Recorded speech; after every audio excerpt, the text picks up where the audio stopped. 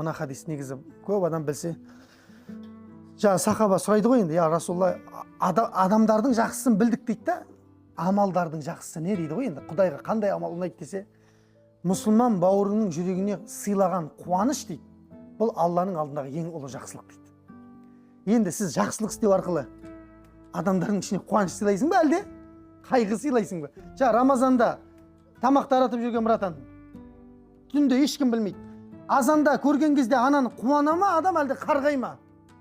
Оңбаған үйге рашки тастап кеткен деп айтпайды ғой. Алла разы болсын деп айтады. Ана қағазда жазылып тұр. Алла үшін сіздерге Рамазан айынан сыйлық деп жазылып тұр ішінде қағазда. Адамдардың ең жақсысы адамзатқа көп пайдасы тиетіні. Амалдардың ең жақсысы бауырыңның жүрегіне сыйлаған қуаныш дейді. Немесе оның бір қайғысын сейілту дейді. Екеуі бір-біріне келеді негізі. Анаң жақсылығы жасау арқылы көкірегіндегі қайғысын сейілтесің да.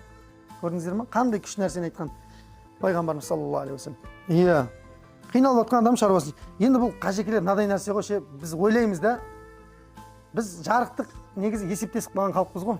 Так, мен бір жақсылық істесем, ол 700 десе болады, иә? Рамазанда ол андайға көбейтіледі. Сонда Рамазан болмаса жақсылық істеуге болмай ма не? Болады ғой әлбетте. Болады. Кімнің қай уақытта не нәрсеге мұқтаж болатынын білмейміз ғой біз. Дұрыс па? Сондықтан да жыл 12 ай істеу керек, бірақ Рамазанда қажекелер бұрынғыдан 2 есе істеу керек. Пайғамбарымыз да айтады, сахабалар айтады. Рамазанда сондай болатын еді дейді, біз пайғамбарды танымай қалатын едік дейді ғой. Жомарттықта жер бетінде пайғамбарға жететін адам болмай қалады. Рамазанда бар ғой, пайғамбар басқаша гүлденетін болған ғой, саллаллаху алейхи уассалам. Қандай, оны неге істеп жатыр? Өз үшін істеп жатыр ма оны? Бізге көрсету үшін істеп жатыр ғой. Рамазанда бұрынғыдан 2 есе жұмыс істе деп жатыр пайғамбар саллаллаху алейхи уассалам. Көрдіңіздер ме? Сондықтан да бұрын жақсылықты істеп жүрген болса, Рамазанда 2 есе, 3 есе істеу керек те жақсылықты. Аямай істеу керек те. Енді қараңыздар. Жақсы, енді ол жаңа 700-ге көбейтіледі, 700-ден бірдеңеге көбейтіледі. Жақсы, ол енді кете берсін. Просто Құдаймен есептеспей қояқшы дейін да мен ше.